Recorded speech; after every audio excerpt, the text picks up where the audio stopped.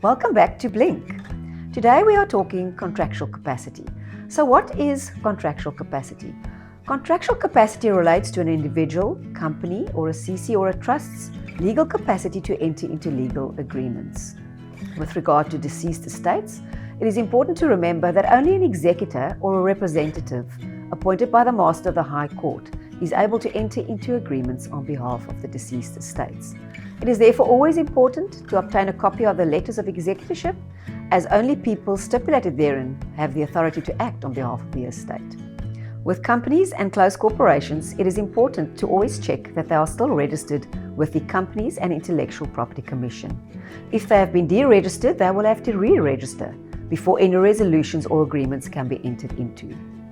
Resolutions should always be signed before an agreement is entered into, and they should be signed by all directors and in certain instances by shareholders. For instance, when a company disposes of the majority of their assets or all of their assets, a special resolution by shareholders will be required.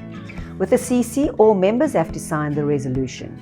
With regard to trusts, the Trust Property Control Act stipulates that resolutions have to be signed by all trustees before any agreements may be entered into. It is important to remember that a trust may never enter into an agreement unless a resolution has been signed prior to signature of the agreement. Companies and CCs may ratify an agreement after the fact. That's all we have for today. See you in a blink.